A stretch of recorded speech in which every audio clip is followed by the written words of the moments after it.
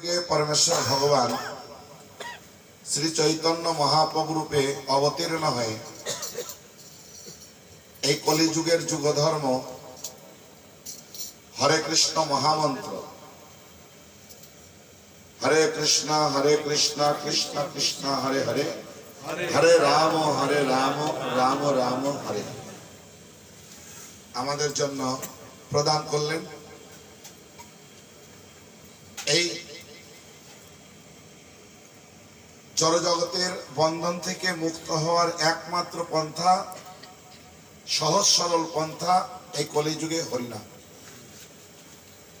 सुखदेव गोस्वामी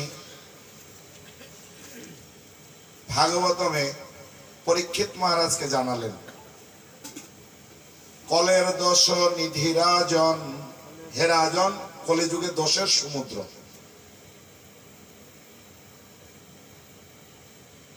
এই জড়জগৎকে সমুদ্রের সঙ্গে তুলনা করা হয়। যেমন সমুদ্রে আমরা কি দেখি? জল। আর এই জড়জগৎ রূপী সমুদ্রের জলটা কি? দোষ। তাই বলেন কলের দোষ নিধি রাজন, হে রাজন এই কলিযুগ হচ্ছে দোষের সমুদ্র। দেখবেন কেউ যখন সমুদ্র পার হতে যাবে, পার হতে গিয়ে মাঝখানে পড়ে গেল, চারিদিকে কি দেখবে? জল। খাবে কি? জল। শুনবে কি? জলের শব্দ। চিন্তার মধ্যে কি থাকবে? জল। আমরা প্রত্যেকেই এই জড়জগৎ রূপী সমুদ্রের মধ্যে পতিত হয়েছি। তাই দেখবেন আমরা যা কিছু দেখছি সব দোষ। বলুন তো, আমরা অন্যের দোষটা আগে দেখি না গুণটা আগে দেখি? তাহলে কি দেখছি? দোষ। কলিযুগে যা কিছু আমরা খাদ্য খাবার খাই সবকিছু ভেজাল কিনা? তাহলে কি খাচ্ছি? দোষ, পাপ। ভগবত গীতাতেও ভগবান বললেন যজ্ঞ শিষ্টা আসীন সন্ত মুচ্যন্তে সর্বকিল বিষয় ভুক্তে তে তু অঘম পাপা যে পশ্যন্তি আত্মকারণাৎ। যজ্ঞ শিষ্টা মানে যজ্ঞের উচ্ছিষ্ট, মানে ভগবানের মহাপ্রসাদ। সন্ত ব্যক্তিরা গ্রহণ করে মুচ্যন্তে মোচন হয়ে যায়, কিল বিষয় মানে পাপ। সন্ত ব্যক্তিরা যজ্ঞের উচ্ছিষ্ট গ্রহণ করে হৃদয়ের সমস্ত পাপ থেকে বা দোষ থেকে মুক্ত হন। পক্ষান্তরে ভুক্তে তে তো অঘম পাপা যে পশ্যন্তি আত্মকারণাৎ, যিনি নিজের ইন্দ্রিয় সুখের জন্য অন্ন পাক করে গ্রহণ করে গ্রাসে গ্রাসে পাপ ভক্ষণ করে। তা আমরা এই জগতের বেশিরভাগ মানুষ ভগবানকে ভোগ নিবেদন করে প্রসাদ পাই না নিজের সুখের জন্য রান্না করে খাই? তাহলে কি খাচ্ছি? পাপ বা দোষ। আমরা যা শুনি, বলুন তো, অন্যের গুণ শুনতে ভালো লাগে না দোষ শুনতে ভালো লাগে? তাহলে আমরা কি শুনছি? দোষ। আমাদের মনের মধ্যে চিন্তা আছে, সবসময় চিন্তা হয় না সবার মনের মধ্যে?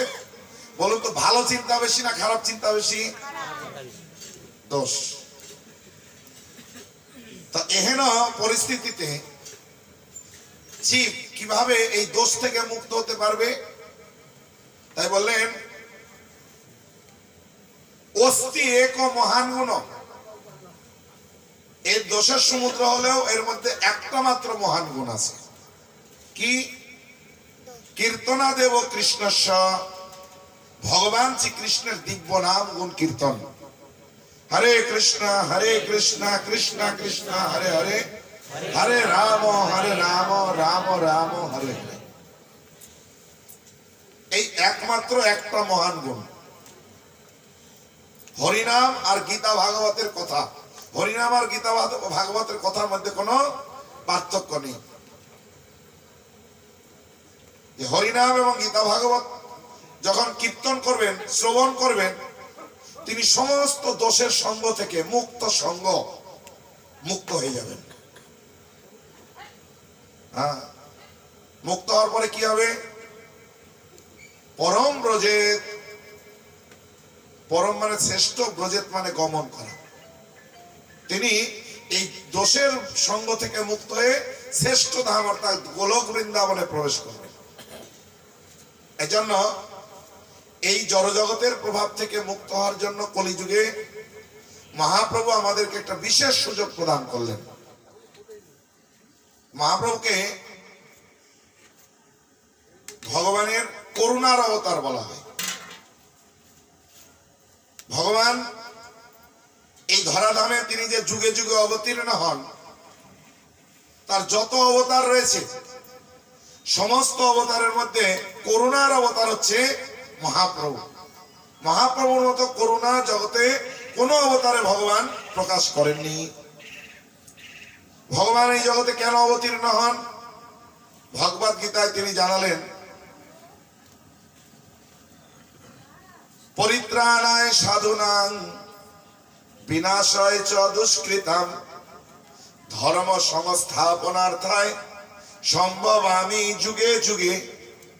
সাধুদের পরিত্রাণ করার জন্য, দুষ্কৃতিকারীদের বিনাশ করার জন্য এবং ধর্ম স্থাপনা করবার জন্য আমি যুগে যুগে অবতীর্ণ হই।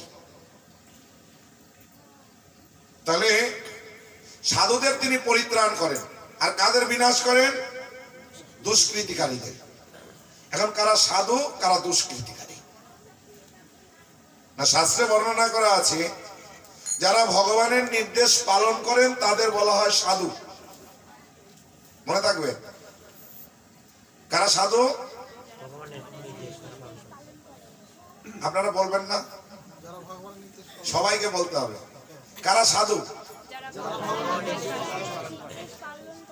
আর এর বিপরীত হচ্ছে অসুর। তাহলে কারা অসুর? যারা ভগবানের নির্দেশ পালন করেন। আমরা কোনটার মধ্যে আছি? বিচার করলে আমি কি পাবো? না খুঁজে পাবো কি আমি কোনটার মধ্যে আছি? আমি দেবতা না অসুর? যাই হোক, এই যে দেবতা আর অসুর, এই যে যুগে যুগে তারা অবস্থান করতেন, ভগবান এসে তাদেরকে কি করতেন? রক্ষা করতেন আর সংহার করতেন। তো সত্য যুগে দেবতা অসুর কোথায় থাকতেন? দ্বীপে দ্বীপে। একটা দ্বীপে অসুর থাকতো, আর একটা দ্বীপে, না দ্বীপ নয়, গ্রহে গ্রহে। সত্য যুগে গ্রহে গ্রহে থাকতেন। একটা গ্রহে অসুর আর একটা গ্রহে দেবতা। ভগবান সত্য যুগে অবতীর্ণ হয়ে সুদর্শন চক্র নিয়ে এসে অসুরদেরকে বেছে বেছে সংহার করলেন। ত্রেতা যুগে সুরসুর কোথায় থাকতেন? দ্বীপে দ্বীপে। যেমন শ্রীলঙ্কা একটা দ্বীপ, ভারতবর্ষ একটা দ্বীপ। শ্রীলঙ্কায় কারা থাকতেন? রাবণ অসুর, তার বংশ। আর রামচন্দ্র রূপে পরমেশ্বর ভগবান ভারতবর্ষে অবতীর্ণ হয়ে তীর ধনুক দিয়ে এই রাবণ আদি অসুরদেরকে বধ করলেন। দাপর যুগে সুরসুর কোথায় থাকতেন? একই গৃহে দুটো পরিবার। যেমন পঞ্চ পাণ্ডব, দুর্যোধন, তারা একই গৃহে না, দুটো পরিবার। একটা পরিবার অসুর আর একটা পরিবার দেবতা। ভগবান দুর্যোধনকে নির্দেশ দিয়েছিলেন, যুদ্ধের দরকার নেই, এই 5টা ভাইকে 5টা গ্রাম দিয়ে দাও, দায়িত্ব আমার, মানিয়ে নেওয়ার। দুর্যোধন ভগবানের এই নির্দেশ পালন করেছিলেন? বিনা যুদ্ধে নাহি দেব সুজাক্রমে দিনী। পালন করলেন না, তাই অসুর। তাই ভগবান কুরুক্ষেত্রের যুদ্ধের আয়োজন করে এই সমস্ত অসুরদেরকে নিধন করলেন। কলিযুগে সুরসুর কোথায়? একই জীবের হৃদয়ে। তাই দেখবেন কখনো কখনো ভগবানের নির্দেশ পালন করতে ইচ্ছা করে, আবার কখনো কখনো নির্দেশ পালন করতে ইচ্ছা করে না। কিন্তু কোনটা বেশি? ভগবানের নির্দেশ পালন করতে ইচ্ছা করে বেশি না না করে বেশি? মাতাজি ধরেছে, না করে বেশি। তাহলে এখন এই কলিযুগে যদি অসুর ভগবানকে বধ করতে হয়, কি করতে হবে? আপনারা একটা কথা শুনেছেন, কচু কাটা মানে কি? কেউ আমরা বাদ যাব না। কিন্তু ভগবান কলিযুগে অবতীর্ণ হলেন, অস্ত্র নিয়ে আসলেন।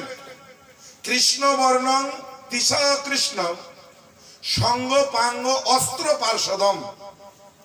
কৃষ্ণ এই কলিযুগে অকৃষ্ণ বর্ণ ধারণ করে সঙ্গ পাঙ্গ অস্ত্র। তো ভগবান কৃষ্ণ এই কলিযুগে অবতীর্ণ হয়ে অস্ত্র নিয়ে আসলেন। এই এমন অস্ত্র নিয়ে আসলেন, কোন জীবকে প্রাণে বধ করলেন না। এই অস্ত্র ছেড়ে দিলেন, জীবের হৃদয়ে প্রবেশ করে জীবের হৃদয়ের আসরিক প্রবৃত্তিকে ধ্বংস করলেন, কোন জীবকে বধ করলেন না। তাই চৈতন্য চরিতামৃতে বর্ণনা করা হয়েছে, রাম আদি অবতারে ক্রোধে নানা অস্ত্র ধরে অসুরের করিল সংহার। এবে প্রভু প্রকাশিলা প্রাণে কারো না মারিলা চিত্ত শুদ্ধি করিল সবার। অন্যান্য অবতারে ক্রোধে নানা অস্ত্র ধারণ করে সবাইকে বধ করলেন, অসুরদের সংহার করলেন। এখন এই কলিযুগে যদি ভগবান অস্ত্র নিয়ে এসে অসুরদেরকে বধ করতে, সবাইকে বধ করতে হবে, তো এবার তিনি প্রকাশিত হলেন, প্রাণে কাউকে বধ করলেন না, এমন অস্ত্র নিয়ে আসলেন, ছেড়ে দিলেন। আর চিত্ত যে আসরিক প্রবৃত্তি সেটাকে শোধন করে দিলেন। এরকম অবতার ভগবান অন্য কোন অবতারে তিনি সেই করুণা প্রদর্শন করেননি। সেই অস্ত্রটা কি? হরে কৃষ্ণ কৃষ্ণ কৃষ্ণ হরে হরে, হরে রাম রাম রাম হরে হরে। শুধুমাত্র হরিনাম জপ কীর্তনের মাধ্যমে আমাদের এই আসরিক প্রবৃত্তি থেকে আমরা মুক্ত হয়ে আমরা ভগবানের শুদ্ধ ভক্ত হতে পারি। এই জন্য কলিযুগের বুদ্ধিমান মানুষ তারা কি করবেন? প্রায়ই যজন্তিহি সুমেধসা। যারা সুমেধা সম্পন্ন, প্রকৃতই বুদ্ধিমান, তারা কি করবেন? এই সংকীর্তন যজ্ঞের আরাধনা করবেন, তারাই বুদ্ধিমান। দেখুন তো আমরা কারা কারা নিজেদেরকে বোকা ভাবি? কি বলছেন? কেউ বোকা ভাবি নিজেকে? কেউ বোকা ভাবি? তাহলে আমি যদি বোকা নয়, বুদ্ধিমান, তাহলে কি করতে হবে আমাকে? হরিনাম সংকীর্তন যজ্ঞের আরাধনা করতে হবে, তাহলেই আপনি বুদ্ধিমান। আর গীতাতে বললেন কারা অল্প বুদ্ধি সম্পন্ন, এটা গীতার কথা। অন্তবন্তু ফলম তেষাম তদ্ভবত্য অল্পমেধসাম। অল্পমেধ মানে অল্প মেধা, মানে মেধা মানে কি? বুদ্ধি। অল্প কার? যারা অনিত্য ফলের আশায় দেব দেবতার উপাসনা করেন। এই জগতে বেশিরভাগ মানুষ ভগবান বা সংকীর্তনের আরাধনা করে না দেব দেবতার উপাসনা করে? এই দেব দেবতার উপাসনা করে আমরা যে ফল পাই, এখানে বলছে অন্তু বন্তু ফলম মানে অনিত্য। এরা যে ফলটা দেয় এটা অনিত্য, এটা জীবনের আত্মিক কল্যাণ হয় না। আর এই দেব দেবতারা কারা? দেব দেবতাদেরকে প্রকৃতপক্ষে কিভাবে সন্তুষ্ট করা যায়? এই দেব দেবতারা হচ্ছে ভগবানের অঙ্গ প্রত্যঙ্গ।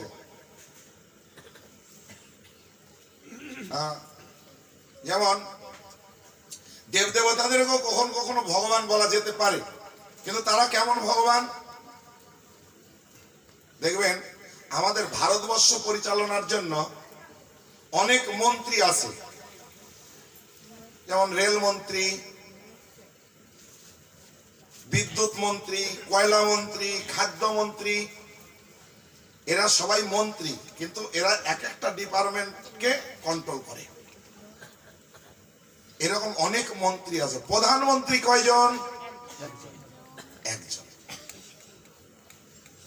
প্রধানমন্ত্রী সব মন্ত্রীকে কন্ট্রোল করে না, এরকম এই দেব দেবতারা ভগবান বা ঈশ্বর। ঈশ্বর বা ভগবান মানে নিয়ন্ত্রক। এরা এক একটা ডিপার্টমেন্টের নিয়ন্ত্রক। যেমন ইন্দ্র বৃষ্টির নিয়ন্ত্রক, বরুণ দেব জলের নিয়ন্ত্রক, সূর্যদেব তিনি আলোর বিদ্যুতের নিয়ন্ত্রক, অগ্নিদেব আগুনের নিয়ন্ত্রক। এরকম এক একটা দেবতা এক একটা ডিপার্টমেন্ট নিয়ে তারা নিয়ন্ত্রণ করেন। এদেরকে নিয়ন্ত্রণ করেন যেমন মন্ত্রী প্রধানমন্ত্রী, সেরকম ভগবান পরমেশ্বর ভগবান। পরমেশ্বর ভগবানকে শ্রীকৃষ্ণ। আর এই সমস্ত দেবতারা তারা ভগবানের নির্দেশে এগুলিকে নিয়ন্ত্রণ করেন। আর এই দেবতাদেরকে আমরা কিভাবে সন্তুষ্ট করতে পারি না, যদি কেউ ভগবানের আরাধনা করবেন অটোমেটিক এই দেবতারা তাদের প্রতি সন্তুষ্ট। পক্ষান্তরে আমরা যদি আলাদা করে কেউ দেবতাদের উপাসনা করি, দেবতারা কিন্তু তার নিজের ভক্তদের প্রতি অত সন্তুষ্ট নয় যত যারা তার প্রতি সন্তুষ্ট, যে ভগবানের আরাধনা করে তার প্রতি যত সন্তুষ্ট। প্রথম আমরা দু একটা উদাহরণ দেওয়ার চেষ্টা করব। দেখবেন আমাদের এই শরীর, হাত পা চোখ মুখ নাক সবাই শরীরকে সাহায্য করছে, এরা হচ্ছে অঙ্গ প্রত্যঙ্গ। আমরা যখন খাদ্য দিই, কোন অঙ্গ শরীরকে সাহায্য করলে আমরা কি কোনো অঙ্গকে খাদ্য দিই? হ্যাঁ, হাতকে খাদ্য দেন, পাকে খাদ্য দেন, খাদ্য কোথায় দেন? উদরে। উদরকে খাদ্য দেওয়া হয়। উদর শুধু মাঝখানে বসে আছে হলেও উদর শরীরের মূল কেন্দ্র। উদরকে খাদ্য দিলে হাত পা চোখ মুখ নাক সবাই খুশি। আলাদা করে এদের আরাধনা করার কোনো খাবার দেওয়ার কোনো দরকার নেই। তাই এই দেব দেবতারা বিভিন্ন আমাদের জীবন ধারণের জন্য প্রয়োজন আমাদের সরবরাহ করলেও এদের মূল কেন্দ্র হচ্ছেন পরমেশ্বর ভগবান শ্রীকৃষ্ণ। যেমন উদরকে খাদ্য দিলে সমস্ত অঙ্গ প্রত্যঙ্গ খুশি, তাই ভগবানকে আরাধনা করলে সমস্ত দেবতা তারা আমাদের প্রতি খুশি হয়ে যান। আর আলাদা করে তাদেরকে খুশি করার জন্য তাদের পূজা করার কোনো দরকার নেই। বরং দেবতাদের পূজা করলে কেমন হবে দেখবেন, আপনি যদি উদরকে খাদ্য না দিয়ে পাকে খাবার দেন প্রতিদিন, পা খুশি।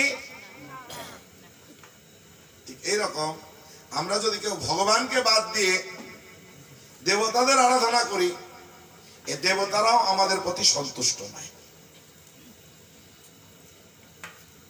তার জ্বলন্ত দৃষ্টান্ত আমরা দেখতে পাই ভাগবতমে। টিক টিক বাজলো, দেখেছেন তো? হ্যাঁ, ভাগবতমে জ্বলন্ত দৃষ্টান্ত আমরা দেখতে পাই। কি? ভরত মহারাজ, যার নাম অনুসারে ভারতবর্ষ নাম হয়েছে। এই ভরত মহারাজ ভগবানের পরম ভক্ত ছিলেন। তার পিতার নাম ঋষভদেব।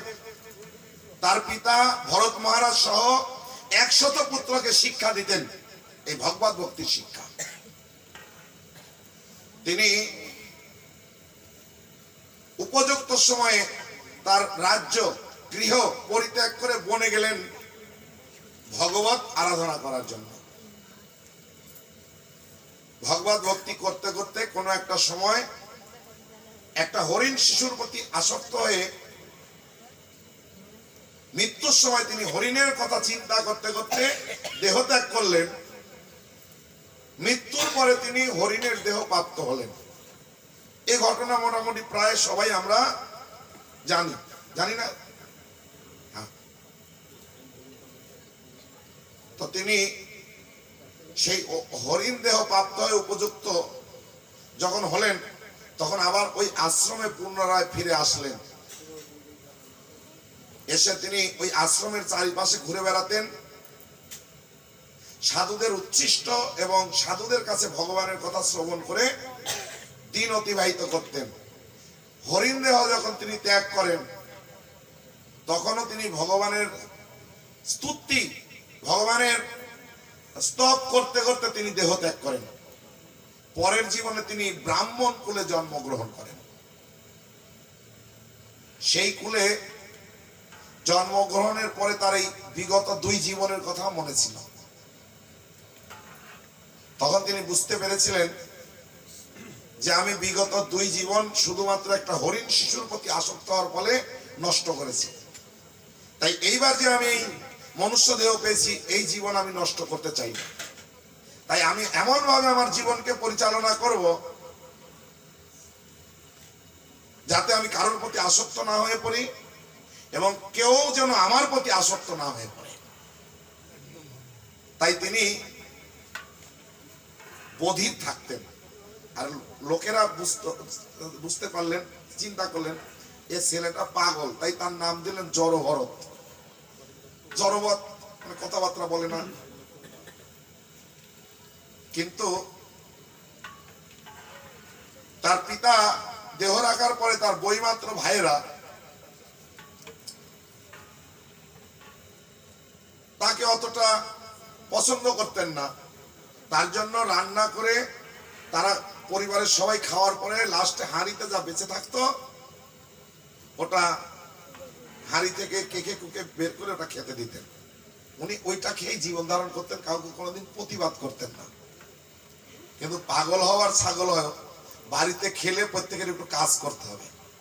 কাজ না করলে দেখবেন কেউ সন্তুষ্ট হবে না, তাই না? হবে কি না? তাই ভরত মহারাজকে তার বইমাত্র ভাইয়ের একটা কাজ দিয়েছিলেন, ধান ক্ষেত পাহারা দেওয়ার জন্য। আগেকার দিনে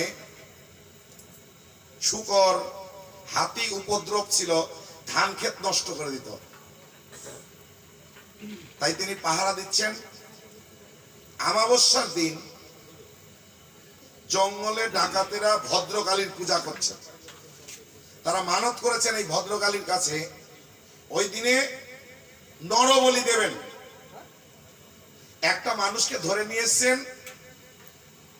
সেই ব্যক্তি কোনোভাবে ওখান থেকে পালিয়ে গেছে।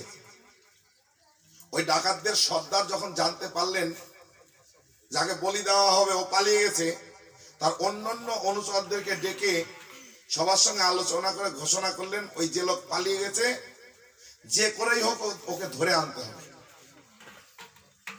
আর যদি তোমরা ধরে না আনতে পারো তোমাদের মধ্যে যে কোনো একজনকে বলি দেওয়া হবে। এখন যে পালিয়ে গেছে ওকে কি খুঁজে পাওয়া যায়? এদেরও প্রাণ ভয় যে ওকে না পেলে আমাদের কোনো একজন আজ বলি। তো খুঁজতে খুঁজতে দেখছে ভরত মহারাজ ধান ক্ষেত পাহারা দিচ্ছেন। তো তখন ওরা তাকে ধরে নিয়ে চলে গেলেন। চিন্তা করলেন ওকে না পাওয়া গেলেও অন্তত একে নিয়ে গেলে আমাদের প্রাণটা বাঁচবে। ধরে নিয়ে চলে গেলেন। রাত্রে 12টার সময় মা কালীর পূজা দিয়ে যখন তাকে চান টান করে নতুন বস্ত্র পরে হাঁড়ি কাটে ফেলে বলি দিবেন, খড়গটা যখন মাথার উপরে করেছেন সঙ্গে সঙ্গে মা কালী বিগ্রহ ফেটে চুরচুর হয়ে পড়ে তিনি রূপ প্রকাশ করলেন।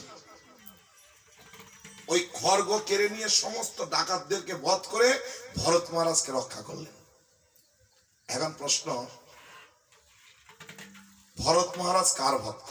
মা কালীর ভক্ত না ভগবানের ভক্ত? ভগবানের ভক্ত। আর এই ডাকাতেরা কার ভক্ত? মা কালী কার প্রতি বেশি সন্তুষ্ট? কাকে রক্ষা করলেন? এটা কিন্তু দাদু দিদিমার গল্প না। এটা মনে করা উচিত নয় যে দাদু দিদিমার গল্প। এটা ভাগবতমে রয়েছে। কিন্তু আমরা এই জগতের মানুষ এটা জানি না বা উপলব্ধি করতে পারি না। প্রকৃতপক্ষে এই দেব দেবতারা ভগবানের যারা আরাধনা করেন তাদের প্রতি যত সন্তুষ্ট, তার নিজের ভক্তদের প্রতিও দেব দেবতারা এত সন্তুষ্ট নয়। যেটা শিব নিজে প্রাচীন পরিচিতের পুত্র প্রচেদাদেরকে বলছেন এই প্রাচীন পরিচিতের 10 পুত্র ছিল, তাদের নাম ছিল প্রচেতা। তারা গৃহস্থ জীবনে প্রবেশ করবেন। তার পিতা নির্দেশ দিলেন, গৃহস্থ জীবনের প্রবেশ করার আগে তোমাদের সবাইকে ভগবানের আরাধনা করে সন্তুষ্ট করে তার আশীর্বাদ নিয়ে এসে গৃহস্থ জীবনে প্রবেশ করতে হবে। তারা বাবার নির্দেশে সবাই চলে গেলেন কৈলাস পর্বতের উপত্যকায় একটা সমুদ্রের মতো সরোবর। সেই সরোবরে অর্ধ জলে নেমে সবাই ভগবানের ধ্যান করছেন। সেখানে শিব আবির্ভূত হয়ে এই প্রচেতাদেরকে বলছেন, যেটা রুদ্রগীত ভাগবতমে রয়েছে, যে হে প্রচেতাগণ, তোমরা যে এই যে ভগবানের তপস্যা করছো, আমি তোমাদের প্রতি অত্যন্ত সন্তুষ্ট, তাই আমি তোমাদেরকে দর্শন দান করছি। প্রকৃতপক্ষে আমি আমার ভক্তদের প্রতি এত সন্তুষ্ট নয়, যারা ভগবানের আরাধনা করে তাদের প্রতি আমি যত সন্তুষ্ট।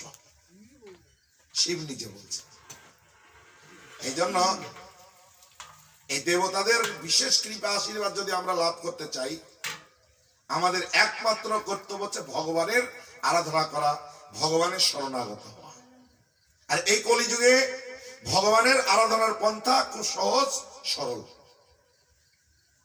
ভক্ত সঙ্গে থেকে ভগবানের দিব্য নামকে আশ্রয় করে আমাদের জীবনকে পরিচালনা করা। তাই ভক্তিবিনোদ ঠাকুর বললেন, নাম আশ্রয় করি যতনে তুমি থাকো আপন কাজে, নাম বিনা কিছু নাহি আর 14 ভুবন মাঝে। 14 ভুবন 6টা স্বর্গ, এই মর্তলোক ভূলোক আর সপ্ত পাতাল, এটাকে বলা 14 ভুবন। এই 14 ভুবনের মধ্যে নাম ব্যতি রেখে আর কিছু সত্য নয়, বাস্তব নয়। আমরা যা কিছু দেখছি এগুলো অনিত্য বস্তু, কিন্তু নাম হচ্ছে নিত্য, ভগবত ভক্তি হচ্ছে নিত্য। আমরা এই জগতে যা কিছু পেয়েছি, আচার্যগণ তারা ভজনে বলছেন, অধনে যতন করি ধনতে আগিনু। প্রকৃত ধন হচ্ছে ভগবত ভক্তি সম্পদ। আর যেগুলির প্রতি আমরা যত্ন নিচ্ছি, এটা প্রকৃত ধন সম্পদ নয়, যা আমার জীবনে পরমার্থিক কোনো কাজে লাগবে না। বলুন, আমরা বাড়ি গাড়ি টাকা পয়সা ছেলে মেয়ে স্বামী স্ত্রী যে যত যার প্রতি যত্ন নিই নাই কেন, কেউ আমাদের মৃত্যুর হাত থেকে রক্ষা করতে পারবে না। মৃত্যুর পরে কেউ আমার সঙ্গে যাবে না, এদের সঙ্গে কোনো সম্পর্ক আমার নেই। একজন রাজা 4টা বিবাহ করেছে। তার প্রথম স্ত্রীর নাম হচ্ছে ভগবতী। কি নাম? না, ভগবতী না, ভগবতী। দ্বিতীয় স্ত্রীর নাম রূপবতী। তৃতীয় স্ত্রীর নাম আলাপবতী। আর চতুর্থ স্ত্রীর নাম হেলাবতী।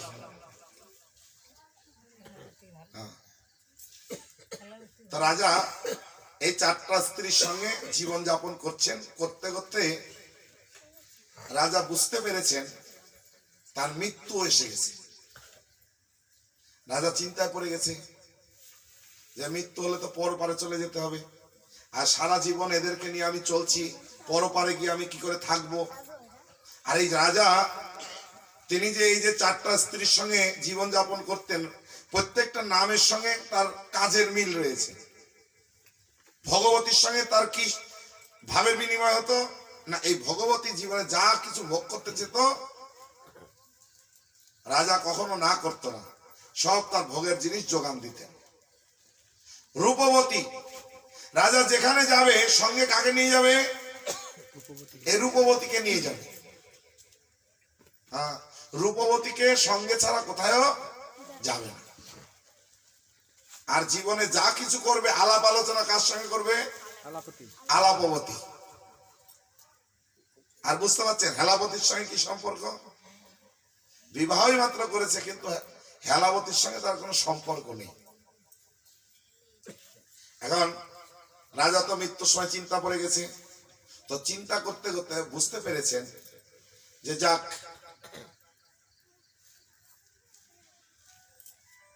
আমি এদেরকে জানাবো,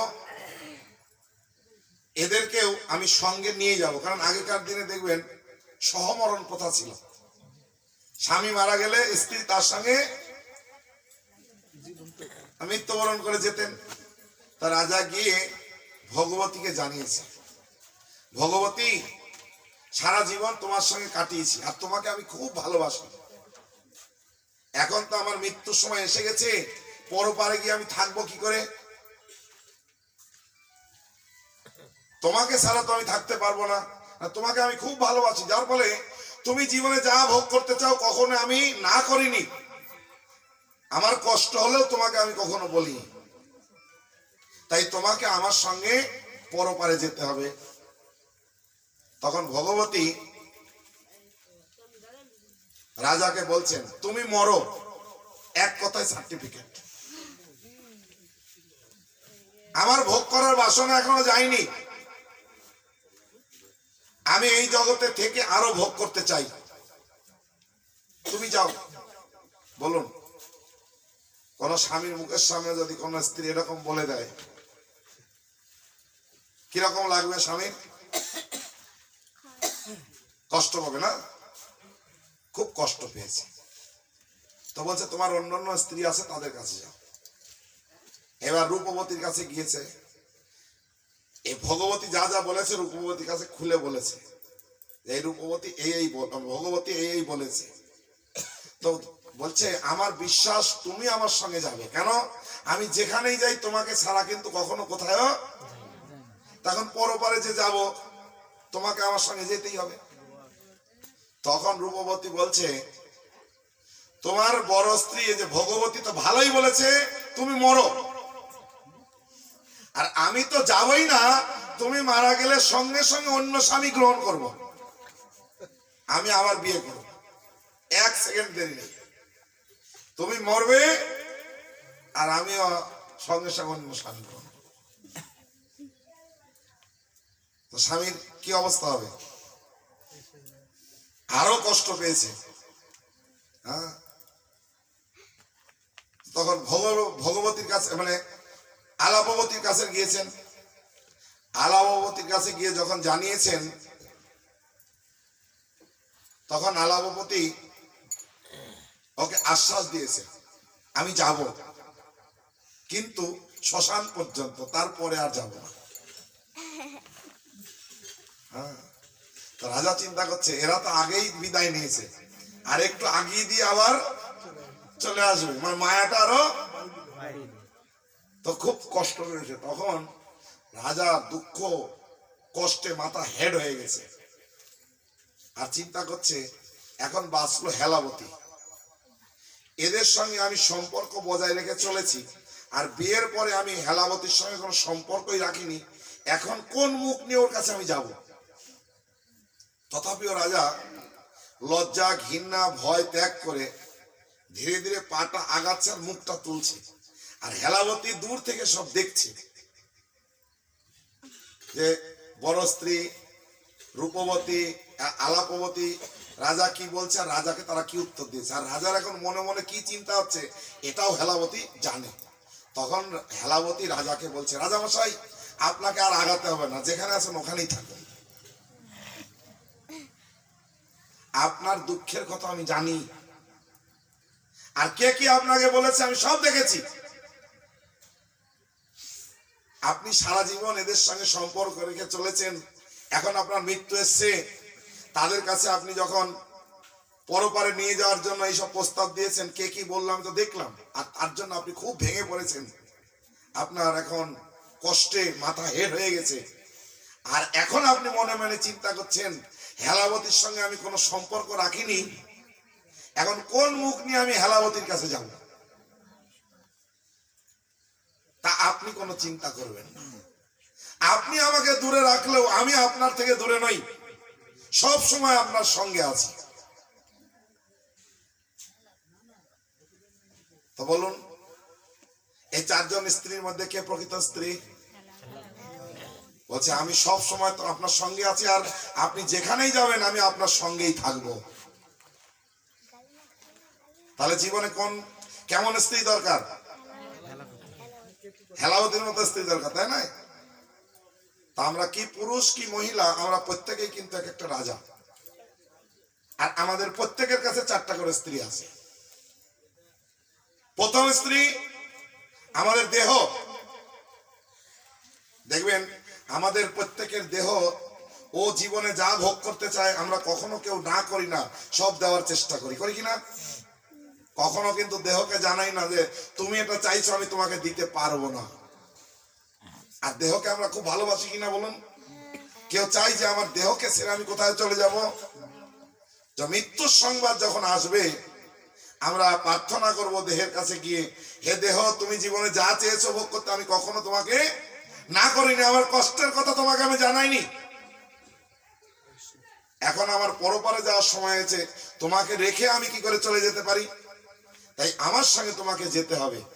ভগবতী কি বলেছিল? তুমি মরো, আমার ভোগ বাসনা এখনো তৃপ্ত হয়নি, আমি এই জগতে থেকে আরো ভোগ করব। বলুন আমাদের এই দেহকে যখন প্রার্থনা করব, দেহ যাবে? দেহ এই জগতে থাকবে। টিকটিক বাজলো কিন্তু, দেখে নেবেন। হ্যাঁ, দেহ এই জগতে থেকে আরো ভোগ করবে। তাহলে কি বলছেন, দেহের সঙ্গে আমার কোন সম্পর্ক আছে? না, যাবে না, সঙ্গে যাবে না। দেহের সঙ্গে আমাদের প্রকৃতপক্ষে যখন আত্মতত্ত্ব জ্ঞান আমরা লাভ করবো, এই দেহের সঙ্গে আমার কোনো সম্পর্ক নেই। রূপবতী আমাদের ধন সম্পদ। দেখবেন আমরা যে যেখানেই যাই সবসময় সঙ্গে ধন সম্পদ অর্থ করি সঙ্গে নিয়ে যাই কিনা? সবসময় আমরা সঙ্গে নিয়ে যাই। আমরা কেউ চিন্তা করি আমার ধন সম্পদ রেখে আমি কোথায় গিয়ে থাকবো? যেখানেই যাব আমার সম্পদকে আমি সঙ্গে নিয়ে যাব। এবার যখন এই ধন সম্পদ রূপী রূপবতীর কাছে গিয়ে আমরা প্রার্থনা করব যে হে রূপবতী, ভগবতী তো এই বললো না আমি যেখানেই যাই সঙ্গে কাকে নিয়ে যাই? তোমাকে আমি সঙ্গে নিয়ে যাই। এখন পরপারে যাব, তাহলে তোমার সঙ্গে আমাকে সঙ্গে তোমার যেতেই হবে। তোমাকে ছেড়ে আমি পরপারে কি করে থাকবো? রূপবতী কি বলেছিল? আমি তো যাবই না, তুমি মারা গেলে 1 সেকেন্ড দেরি করবো না, সঙ্গে সঙ্গে অন্য স্বামী গ্রহণ করব। দেখুন এই ধন সম্পদের মালিক আমি মারা গেলে 1 সেকেন্ড দেরি হবে ও অন্য স্বামী গ্রহণ করতে? আমি মারা গেলে আর আমি মালিক থাকবো না অন্য কেউ স্বামী গ্রহণ করবে? সঙ্গে সঙ্গে অন্য কেউ মালিক হয়ে যাবে। মালিক মানে কি? স্বামী। আমার সম্পদের অন্য কেউ মালিক হয়ে যাবে, 1 সেকেন্ড দেরি করবে না। তাহলে কি মনে করছেন ধন সম্পদ আমার সঙ্গে যাবে? সম্পর্ক আছে? আমার সঙ্গে কোনো সম্পর্ক নেই। আর আলাপবতী, আমরা জীবনে আলাপ আলোচনা কাদের সঙ্গে করি? আত্মীয় স্বজনের সঙ্গে। এই আত্মীয় স্বজনকে গিয়ে দেখবেন আমরা সবসময় প্রত্যেকেই চাই আমি যেখানেই থাকবো যেন আমার সঙ্গে আত্মীয় স্বজন থাকে, চাই কিনা? জয় জয় নিতাই গৌর সীতানাথ প্রেমানন্দে হরি হরি বল।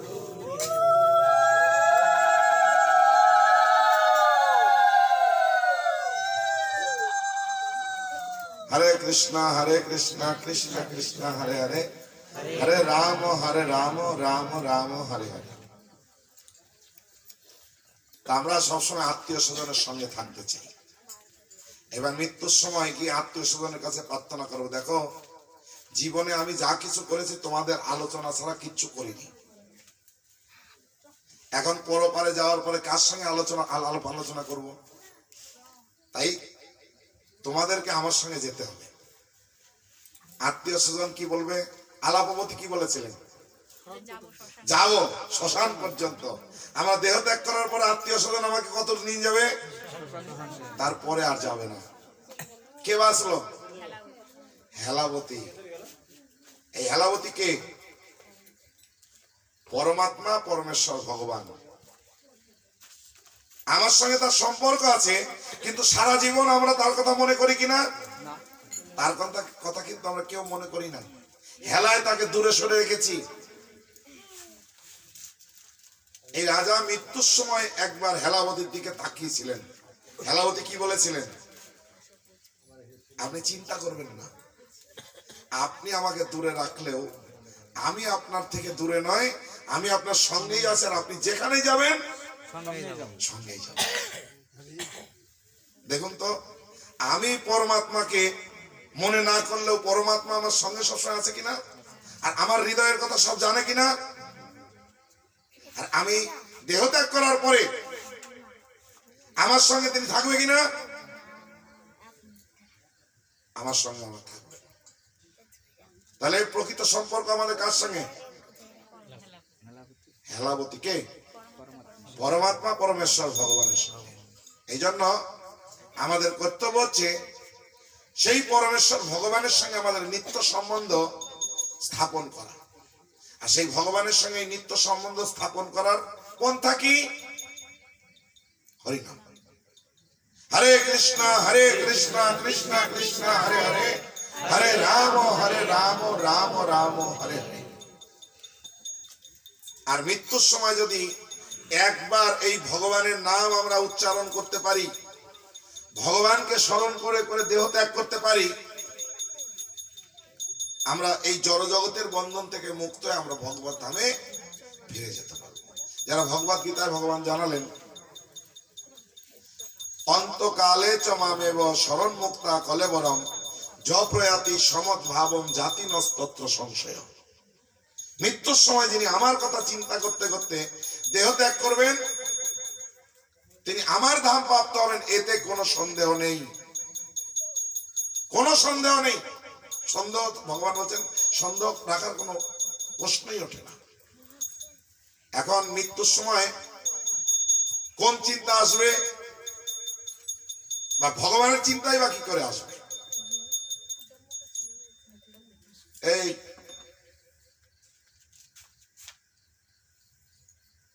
তো মৃত্যুর সময় আমরা এই জগতে যার প্রতি বেশি আসক্ত থাকবো, মৃত্যুর সময় সেই চিন্তা হবে। আর যে চিন্তা মৃত্যুর সময় হবে, মৃত্যুর পরে সেই রকম একটা দেহ লাভ হবে। এই জন্য ভগবান পরামর্শ দিলেন ভগবানের চিন্তা করার জন্য। আর ভগবানের চিন্তা এমনি এমনি আসবে না।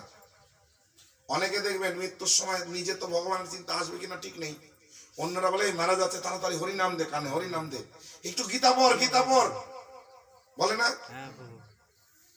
আপনারা কি মনে করেন মৃত্যুর সময় কানের কাছে গীতা পড়লে কি ভেতরে যাবে? যাবে না। হরিনাম কানে দিলে কি যাবে? হরিনামটা যাবে না। কেন? প্রমাণ কি? প্র্যাকটিক্যাল প্রমাণ দেখবেন। আপনার একটা ছেলে আছে বা একটা মেয়ে আছে, ওই মেয়ে বা ছেলে কোনো ছেলেকে বা কোনো মেয়েকে সে ভালোবাসে। ও এক জায়গায় দাঁড়িয়ে দাঁড়িয়ে ওই ছেলেটার কথা ওই মেয়েটার কথা গভীর ভাবে চিন্তা করছে।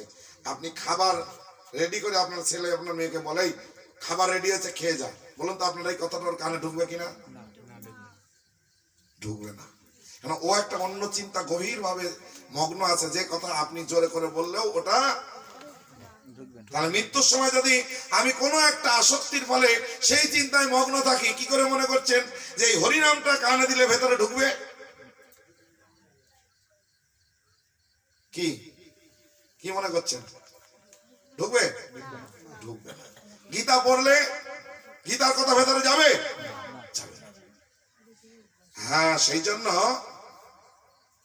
আমাদের ছোটবেলা থেকে ভগবত ভক্তি করে ভগবানের প্রতি আসক্ত হলে মৃত্যুর সময় বাহ্যিক জ্ঞান না থাকলেও স্বতঃস্ফূর্ত ভাবে হৃদয়ে ভগবানের নাম উচ্চারণ হবে, ভগবানের কথা মনে থাকবে।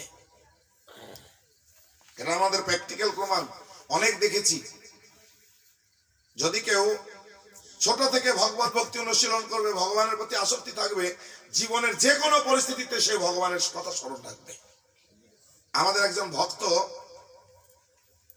একটা অ্যাক্সিডেন্ট হয়েছিল, আর হাত পা ভেঙে ঘুরে গর্তের মধ্যে পড়েছিল। তুলে নিয়ে হসপিটালে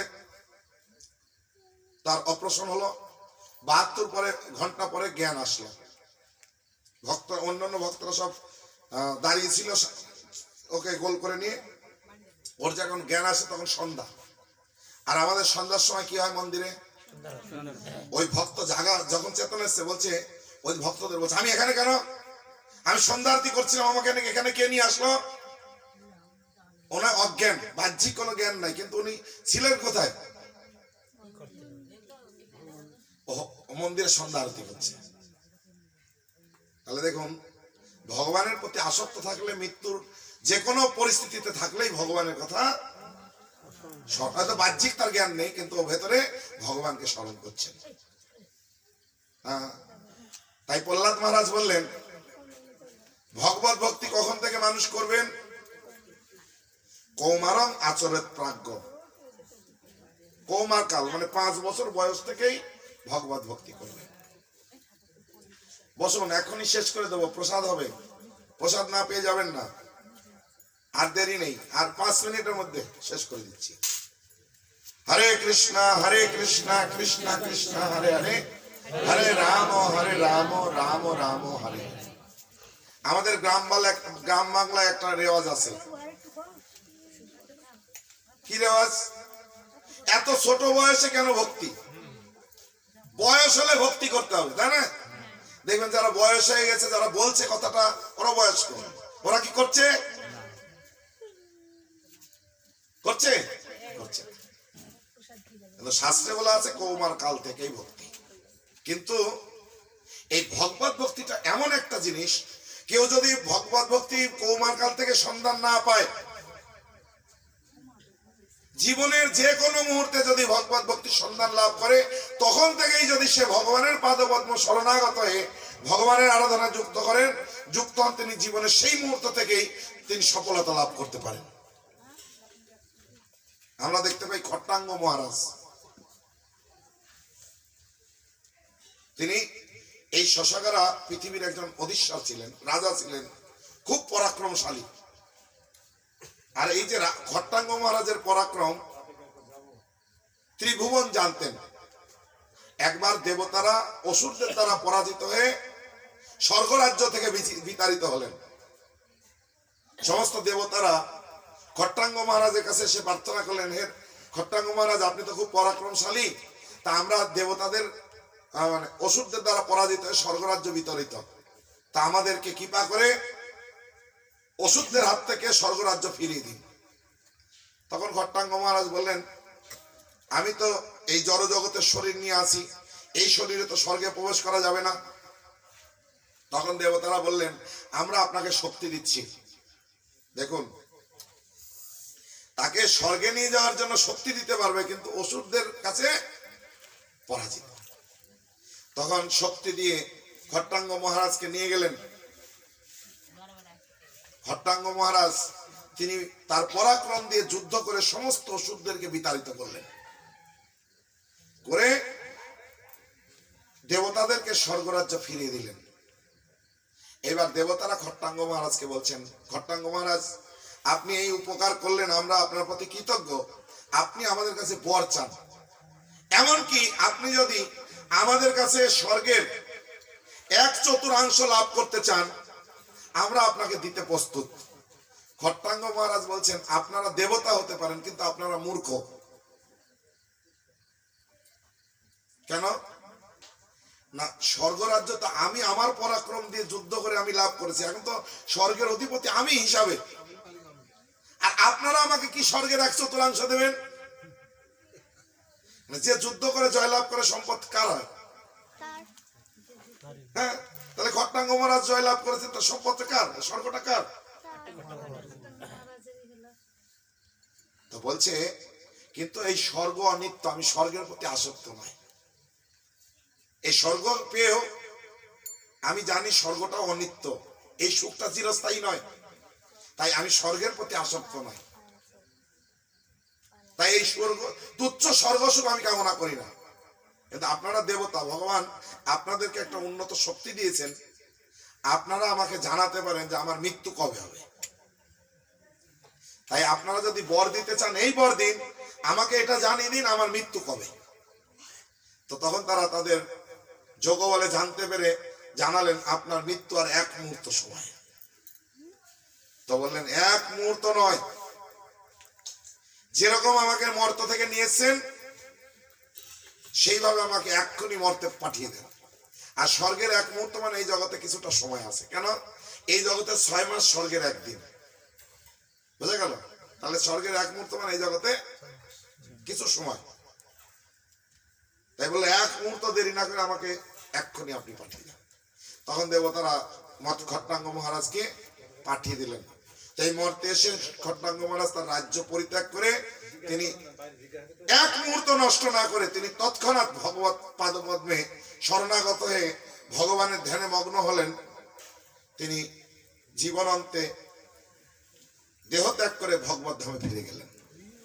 এরকম যদি কেউ জীবনের শেষ মুহূর্তে ভগবত আরাধনায় যুক্ত হন, ভগবত ভক্তি অনুশীলন, তিনিও সিদ্ধি লাভ করতে পারেন। তাই বাড়ির প্রভু আমাকে বলছিলেন, প্রভু আমার মৃত্যু শয্যায় আমি চলে গিয়েছিলাম, আমার মেয়ে প্রার্থনা করেছিল, এই মানত করেছিল, তার জন্য আজকের এই অনুষ্ঠান। এখন একটু বসুন, এই কথাগুলো শুনুন। উনি বলছেন মানত করেছে এই অনুষ্ঠান। তখন ওনাকে আমি পরামর্শ দিলাম যে ভগবান, উনি বলছে আমি 24 বছর বয়স থেকে নিরামিষ খাই।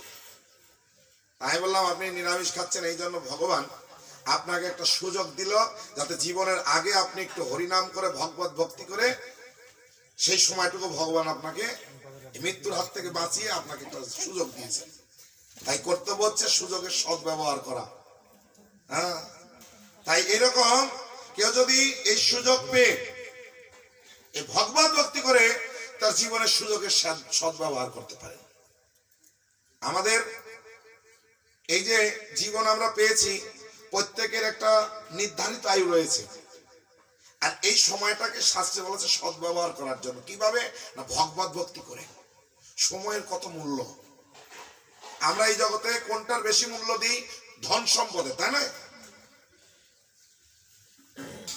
নারদ মুনি ভাগবতে বললেন, এই যে এখন থেকে যে সময়টা আপনার জীবনে চলে গেছে, ওই সময় থেকে আপনার 1 সেকেন্ড সময় আবার ফিরিয়ে আনবেন, আপনাকে 1 কোটি স্বর্ণ মুদ্রা দেওয়া হবে। পারবেন কেউ? যে সময়টা আপনার চলে গেছে 1 সেকেন্ড সময় আপনি ওটা ফিরিয়ে আনতে পারবেন না, 1 কোটি স্বর্ণ মুদ্রা দিল। এটা নারদ মুনি ভাগবতে জানাচ্ছেন। তাহলে কোনটার মূল্য বেশি? সেই জন্য ভগবান আমাদের জীবনে একটা পরমায়ু দিয়েছেন, সেই সময়টা আমাদের সদ্ব্যবহার করতে, ভগবত ভক্তি অনুশীলন করে, যাতে ভগবত ভক্তির মাধ্যমে আমরা এই দেহ ত্যাগ করে আমাদের প্রকৃত আলয় ভগবত ধামে ফিরে যেতে পারি, এই জগতে আর ফিরে না আসতে হয়। আর এইভাবে এই মনুষ্য জীবনের ভগবত ভক্তি করে সদ্ব্যবহার করার জন্য ভগবান আমাদেরকে দান করেছেন। তাই প্রত্যেকের উচিত ভক্ত সঙ্গে থেকে কলিযুগের যুগধর্ম হরিনাম ভগবত ভক্তি অনুশীলন করে জীবনকে সার্থক করা। তাই আন্তর্জাতিক কৃষ্ণ ভবনামৃত সংঘ ইস্কন মহাপ্রভুর এই শিক্ষা জগতে বিতরণ করছেন, যার ফলে আপনারা দেখতে পাচ্ছেন এখানে অনেক ভক্ত, তারা এরকম ভক্ত সঙ্গের মাধ্যমে তারা ধীরে ধীরে ভগবত ভক্তিতে উত্তর উত্তর উন্নতি সাধন করছে। আপনারাও আসুন, ভক্ত সঙ্গ করুন, হরিনাম করুন এবং সময় নষ্ট না করে জীবনকে সার্থক করুন। হরে কৃষ্ণ কৃষ্ণ কৃষ্ণ হরে হরে, হরে রাম রাম রাম হরে হরে। কারো কোনো প্রশ্ন থাকলে করতে পারেন।